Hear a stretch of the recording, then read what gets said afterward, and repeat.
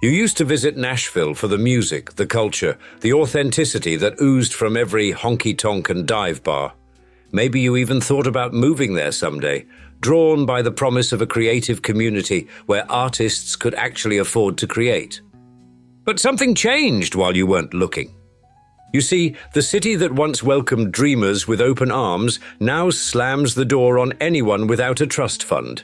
Therefore, today, we're pulling back the curtain on Music City's transformation from working-class haven to millionaire's playground.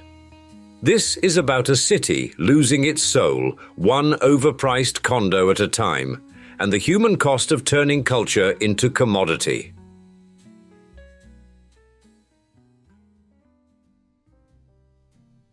Nashville used to be where dreams came with a side of hot chicken and a mortgage you could actually afford. Not anymore. The city that once welcomed struggling musicians with open arms and reasonable rent has transformed into a playground for the wealthy, leaving its working class to sing the blues for real.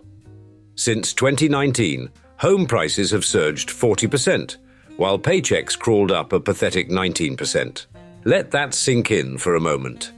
Today's median home price hovers between $565,000 and $597,000, depending on which realtor is trying to crush your dreams. That's more than 5 times what the average Nashville worker earns in a year. 5 times. The rental market offers no refuge from this madness. Average rent has climbed to approximately $2,195 monthly, with even modest one-bedroom apartments demanding between $1,680 and $1,840. To afford that one bedroom without eating ramen every night, you'd need to earn about $67,200 annually. Here's the kicker. Half of Nashville's workers make less than $30,000 a year. Half. These aren't teenagers flipping burgers for pocket money. These are the teachers, healthcare workers, and service staff who keep Music City humming.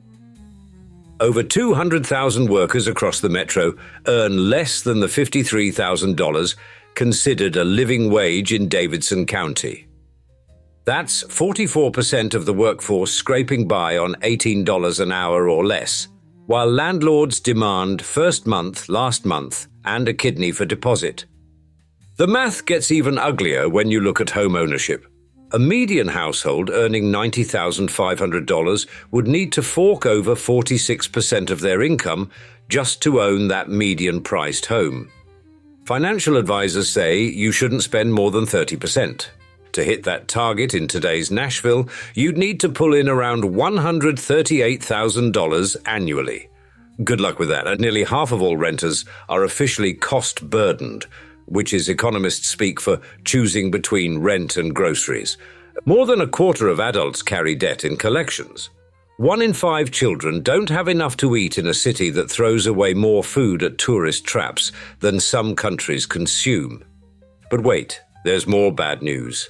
Nashville needs about 90,000 new housing units over the next decade just to keep pace with the humans flooding in. At the current building rate of 7,000 units annually, they'll manage 70,000 by 2035. That's a 20,000 unit shortfall, and guess who won't be living in the few apartments that do get built? The high-end market gets all the love, while working families get priced out. Between 2022 and 2023, over 12,000 multifamily units hit the market, but they targeted the wealthy. By 2025, new completions are projected to plummet 41%. Every morning, 36 more people wake up in Nashville than the day before, each ready to outbid you for that overpriced studio apartment.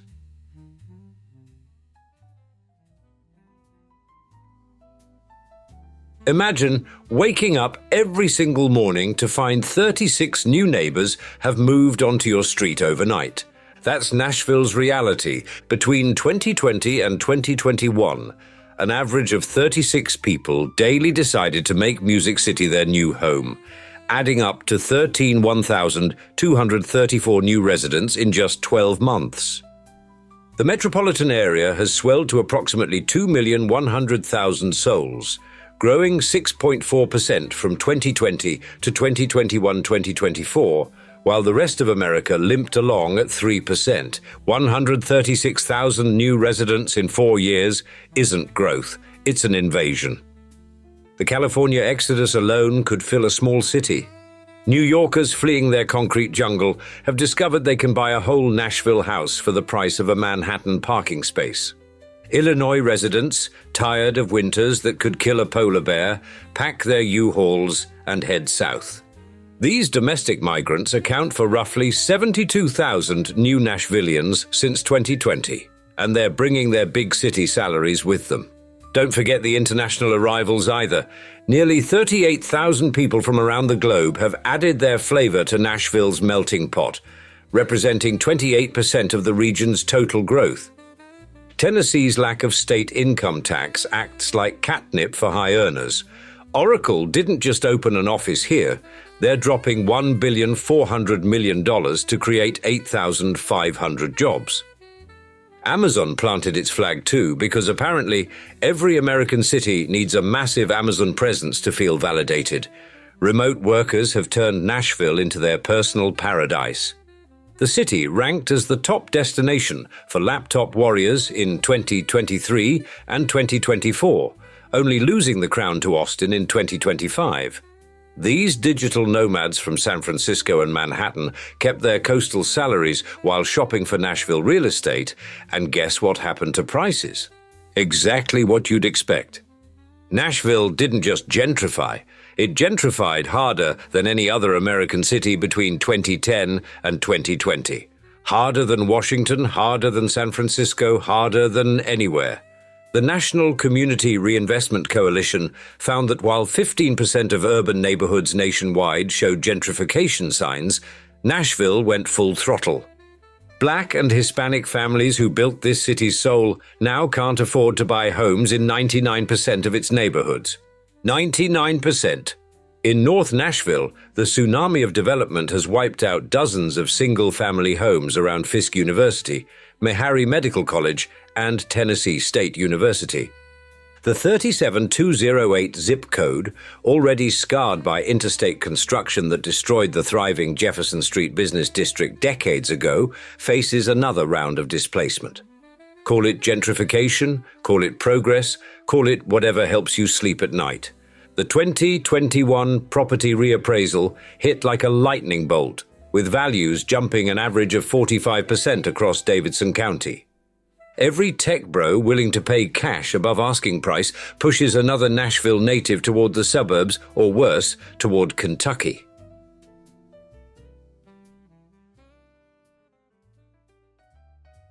Want to build a house in Nashville? Better have deep pockets. Construction costs now range from $340,000 to $640,000 for a basic home. And that's before you've picked out doorknobs. At $200 per square foot, a modest 3,000 square foot home will cost you dearly. Materials alone run $50 per square foot because apparently lumber now costs more than gold. Land? $22,700 per acre if you can find any. Throw in permits at $2,250, foundation work between $5 and $19 per square foot, and suddenly you're looking at a $600,000 adventure in bankruptcy. Custom homes cost even more. Want something nice?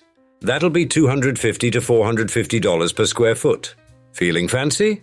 Luxury builds exceed $600 per square foot because nothing says Nashville like spending $1 million on a house. Tariffs jacked up material costs. Interest rates above 6% make financing feel like highway robbery. Labor shortages mean contractors can charge whatever they want, and they do. Nashville's zoning codes read like they were written by sadists. Developers spend months navigating review processes, rezoning applications, and permit requirements that would make Kafka weep. Setback requirements, height restrictions, lot coverage rules. It's bureaucratic torture designed to slow everything down. Meanwhile, the people who actually make Nashville function can't afford to live here anymore. Teachers, the ones shaping young minds, earn a median of $56,987 annually. That's well below the national median of $72,000, placing Tennessee 44th in the nation for teacher pay. Only 31% of Nashville rentals fall within a teacher's budget. 31%. At one surveyed high school, more than half the teachers work second jobs. After spending all day educating the next generation, they're driving Uber, stocking shelves, or mowing lawns just to pay rent. The state's teacher turnover rate hit 14% because apparently poverty isn't a great retention strategy. Healthcare workers face the same squeeze. Home health aides spend 43% of their income on housing, leaving them choosing between shelter and everything else. Childcare teachers? They'd need $32 an hour to live comfortably, but they're lucky to see half that. So they quit, creating shortages that ripple through working families across the city.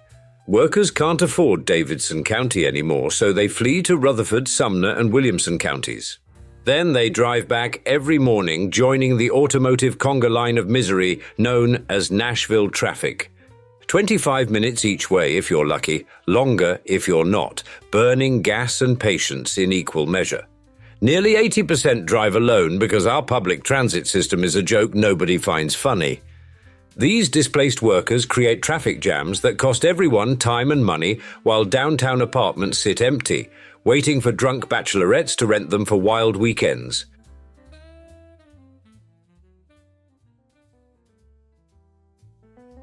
Downtown Nashville has become a hotel without walls. 41% of all available downtown housing is now short-term rentals. 41%. Let that number marinate in your mind like the hot chicken grease it resembles. This isn't sharing economy, it's neighborhood theft on an industrial scale. Nashville welcomed over 140 million visitors in 2024 who dropped $29 billion on overpriced drinks and terrible country music covers. Great for the economy, terrible for anyone trying to find an actual home. Airbnb kicked $18 million to Davidson County in taxes during 2023. Some of that funds the Barnes Housing Trust Fund, which is like putting a Band-Aid on a severed limb. Housing advocates say short-term rentals are killing neighborhoods by 1,000 cuts. Though that seems optimistic, it's more like death by chainsaw. Picture this. You finally find an affordable apartment in a decent neighborhood. 6 months later, the unit next door becomes an Airbnb. Now, every weekend brings a new parade of bachelorette parties, complete with penis-shaped balloons and women screaming, "Woo!" at 3 a.m. Your neighbor Linda, who used to water your plants, replaced by Derek from Ohio, who thinks Music Row is an actual street made of music. Commercial investors spotted the gold rush and jumped in with both feet. They're buying family homes and converting them to tourist crash pads faster than you can say gentrification. These cash-heavy investors compete directly with families desperate for housing, driving prices up while removing inventory from both sale and rental markets. Tennessee law, in its infinite wisdom, prohibits cities from meaningfully restricting short-term rentals. So Nashville watches helplessly as its neighborhoods transform into temporary housing for temporary people. In East Nashville, median home prices hit $585,000 in early 2025, up nearly 11% from the previous year. That's not natural growth, that's speculation on steroids. Property taxes delivered the final blow to longtime residents. After the 2021 reappraisal sent values up 45% on average, tax bills followed suit. One West Nashville resident watched his home's value jump $340,000 since 2021. His reward? A tax bill that threatens to force him from the house his father built. Gary Hoffman faces losing his family home because property taxes have become a luxury tax on memories. Cornisha Johnson, born and raised in Nashville, bounces between relatives because 1.5 paychecks go to rent. Paige Drake can't find housing because landlords demand income 3 times the monthly rent. These aren't statistics. They're neighbors being priced out one family at a time. 64% of Nashville's black students attend high-poverty schools. Nashville has become a city where tourists matter more than teachers and property values matter more than people.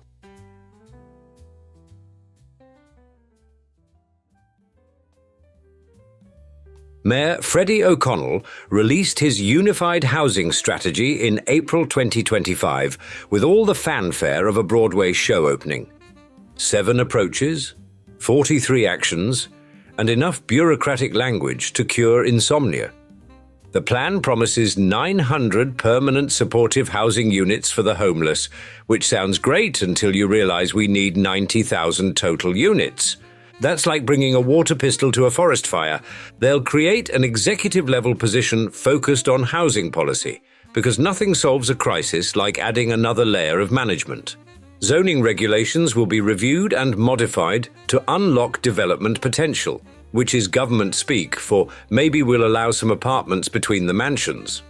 A mixed-income housing finance toolkit sounds innovative until you realize we have no money to put in the toolkit. Recent zoning approvals in the nation's neighborhood now allow up to 40 units per acre. Supporters claim these missing middle developments could rent 22% cheaper than traditional complexes. Critics wonder whether developers will actually build affordable units or just smaller, expensive ones. Implementation faces more obstacles than a muddy Bonnaroo. Federal pandemic funds are drying up faster than the Cumberland River in August. Interest rates make development financing about as appealing as a root canal. Every neighborhood association mobilizes against density like it's the plague. Meanwhile, Nashville's infrastructure groans under the weight of all these new residents. Traffic congestion ranks among the nation's worst, with drivers wasting 33 hours annually in gridlock. Public transit remains a cruel joke, used by a whopping 2% of residents. Forbes actually named Nashville as having America's worst commute, which is like being voted least fun at a funeral. Mayor O'Connell's Choose How You Move initiative promises 86 miles of new sidewalk and better traffic signals. The plan might unlock $1.4 billion in federal funds. Even Elon Musk wants in on the action. His Boring Company proposes the Music City Loop, an underground tunnel from downtown to the airport. 8-minute trips sound fantastic until you remember this is the same company that turned a simple Vegas tunnel into an underground traffic jam. Here's the truth Nashville needs to face. You can't have a functioning city when teachers, nurses, and firefighters can't afford to live there. You can't build a creative culture when artists need 3 jobs to pay rent. You can't claim to value diversity while pricing out everyone who isn't white and wealthy. Nashville's success contains the seeds of its own destruction. The very qualities that attracted people, authenticity, affordability, culture, are being systematically eliminated by the people who came for them. Without dramatic intervention, Music City will become another generic playground for the rich, its honky-tonks filled with hedge fund managers cosplaying as cowboys. The song remains the same, but soon only millionaires will be able to afford tickets to hear it. And now we'd love to see you in the comments. Are you a local of Nashville? And if so, will you be staying in the city or leaving? We look forward to hearing from you. And thanks for joining us for another episode. Cheers.